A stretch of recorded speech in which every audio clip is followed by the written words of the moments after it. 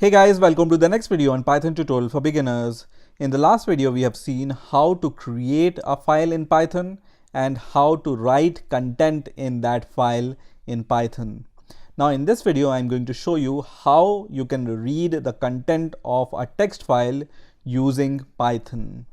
Now if you remember, in the last video, I have told you that you can use this open function to open any text file, and this open function takes two arguments. First is the path of the file with the exact name of the file. So because this demo.txt file is in the current folder in which I'm working in, that's why I haven't provided any exact path. I can just give the file name here. But if you have the full path, then you can provide, for example, c:\/ and then whatever is the folder name and then the file name. So either you can provide the exact path of this file with the file name, or you can provide the file name if this file is present in the same directory in which your Python script is there. Now the second argument which this open function takes is the mode of opening this file. So we have seen in the last video, when we write W here or A here, that means we want to write or append to the file. Now in order to read from the file, this mode here should be R, which is the read mode. In the last video, we have seen this table in which we have seen that we can use this R or R plus mode in order to read the file, or if you want to read and write at the same time, you can use this R plus mode. Now if you see here, I have also written here that R is the default mode. So when I don't give any argument here as the second argument, which is for the mode, then also the default mode is the read mode.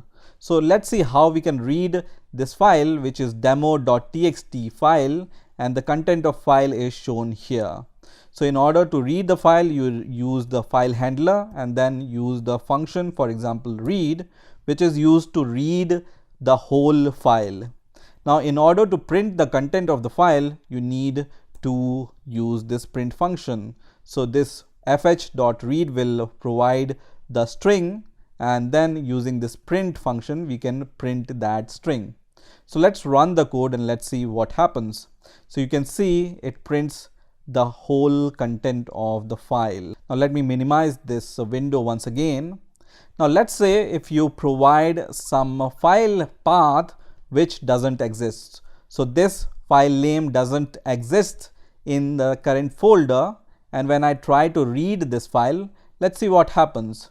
So it's going to throw an error, and this error says that no such file or directory. So if you try to open a file which doesn't exist, it will throw an error. So you need to give the exact name of the file in order to read it. Now here we can also be more specific, and we can also say that this is a read mode in which I want to open this file, and once again when I run the code, it's going to read the content of this file. Now let's say I just want to read the first word of first line here. So let's say I want to just read the first 4 characters of this line 1, then I can just write 4 here, which will read the first 4 characters of the line 1. Now if we just want to read the first 2 words of this line 1, then you can see the number of characters here, 4 for this, and then there is a space, so 5 characters, and then IS is 2 characters more, so 5 plus 2, 7. So when we write 7 here, then it's going to read the first 2 words of this line 1. Now let's say I want to read the whole line. So instead of some words or some characters, I want to read the whole line. Then I can use a function called readline, and this readline function is going to read the first line of the text which is present in my file. So I'm going to just run the code, and you can see it reads the first line of my text file. Now if you want to read the next line, then you need to use this readline function once again, and when I run the code once again, it's going to print the second line, and so on. So if you want to print the 3 lines, then you use this function 3 times. Now let's say you want to read some characters of the line 1, then you can once again write the number of character which you want to read and then run the code, and it will print the first 4 character of the first line.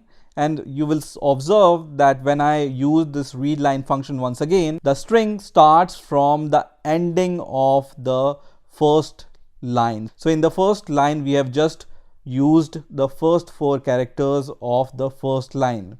Now pointer will be set to the end of this first 4 characters. So when you use the readline function once again, it's going to start where the first line has ended. So first line has ended at the end of the 4th character, and then it's going to read the space and then all the line characters which are there. So in the second readline statement, it has printed this kind of text which is after the first 4 characters.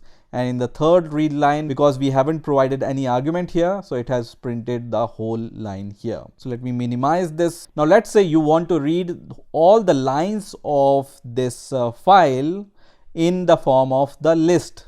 So you want to read the 10 lines of this file in the form of list.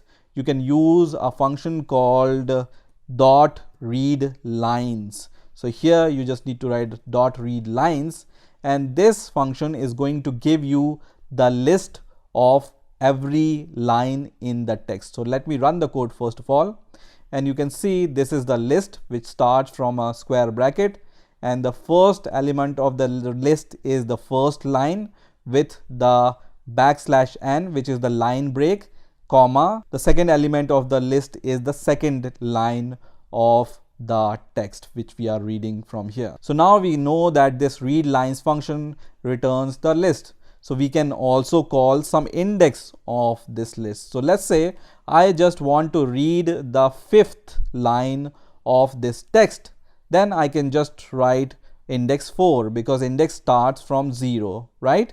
So let me run the code once again, and it prints this line which is at the line 5. Now let's say I want to read the last line. I can just say 9, and it's going to print the line number 10 of your text file. Let me minimize this once again.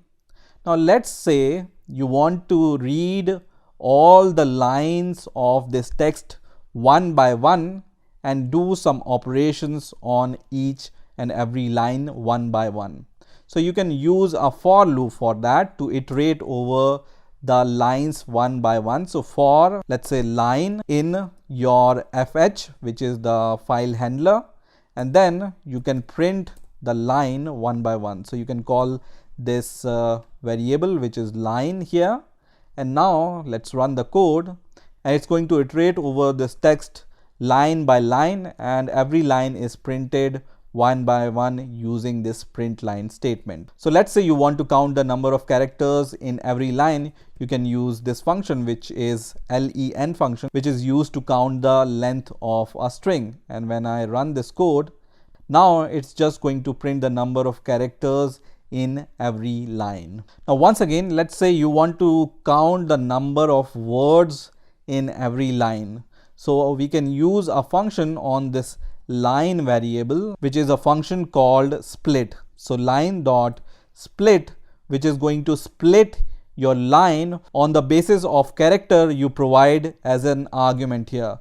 So let's say I want to split the line on the basis of a space. So let me run the code once again, and now you will see that it's going to give me the list of each and every word of every line. So this is the first element of the first list, and then the second element, third element, and fourth element, and the fifth element. So if you want to count the number of words in every line, then once again we can enclose this code into a function called len. Okay, so this length is going to give you the length of this list, and when I run the code once again, it's going to print the number of words in every line of this text file. So if you want to count the number of words in every line, you can split the words using the space and then using this len function, you can just find the length of the list which is returned by this split function. Or if you want to just see the list of words in every line, then you can just use this function without the len function, and it's going to give you the list of each and every word of every line of your text file. And of course, to make things easier, you can also use this with notation, which I've also told you in the last video. So you can write with and then this open function, and in the open function you give these two arguments, which is the name of the file and the mode, and then you can use as fh, for example, and then you can execute whatever code you want to execute using this file handler. For example, once again, I want to read the content of the file once again. So using this with statement, you don't need to use this fh.close function, because this with function is going to take care of closing of this handler by itself. So this whole code is equivalent to the code which you write whenever you use the try finally block with this code also. So this is also possible. So let me just remove this code and let's run the code once again. And it's going to give me the same result as we have seen earlier. So in this way, you can read the text files in Python. I hope you have enjoyed this video, and I will see you in the next video.